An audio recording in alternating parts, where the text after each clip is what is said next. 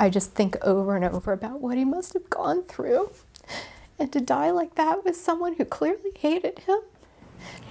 It's a Christmas murder that has haunted the family of an Adams County man for decades. 79-year-old Ivan Darling was found stabbed to death in his Gettysburg home on Christmas Day back in 1986.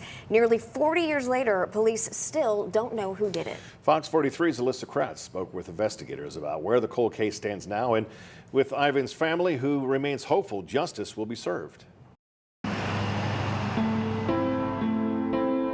Somebody out there knows something. That's a tough thing. It's a matter of finding that person. The death of 79-year-old Ivan Darling has remained a mystery for 37 years. We have no idea why someone would want to do this to him. One that's haunted Ivan's step-granddaughter, who was just 17 when he was murdered inside his Gettysburg home. Jennifer Rollo and her family had plans to drive up from Maryland to take Ivan out for Christmas dinner. He was living alone after his wife, Jennifer's grandmother, had passed a year before. My parents had been calling and calling, trying to reach him. But no answer for several days leading up to the holiday. And on Christmas Day, they sent a neighbor to check on Ivan. He went and knocked on the door, and then he went in and found him dead.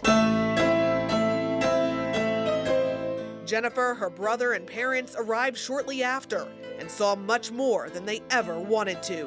He was just a very quiet man, very neat, tidy, very slight, very vulnerable. I think that's what's been so heartbreaking for me about this. I just think over and over about what he must have gone through. And to die like that with someone who clearly hated him. Police believe Darling was killed several days before he was found. An autopsy showed he died from multiple stab wounds. It was some sort of puncture-type weapon. We're keeping our mind open as to what that might have been. We were terrified that maybe this person would come after us. Police think the motive was burglary, but Ivan's family isn't so sure.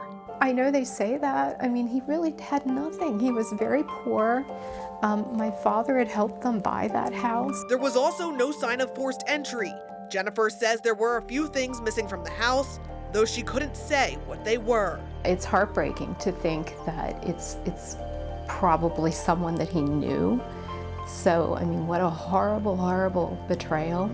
Investigators don't know that for sure, but lead detective Wade Lauer says they're narrowing the pool. There are people of interest, I would call it, and we continue to work towards trying to find the person responsible for this. Ivan's case was reopened in 2022, though investigators say it's been worked constantly through the years. They're hopeful DNA technology and other modern-day tools can lend a hand. We're looking at some of those things again with a new, fresh set of eyes.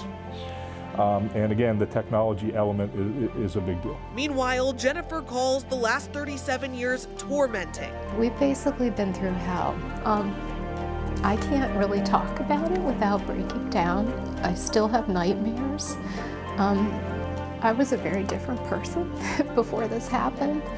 As day after day passes with no answer. We so desperately want to see some tiny semblance of justice because we've felt like no one cared for so long. Investigators are optimistic those answers will come and believe someone out there knows something that will bring closure to the family.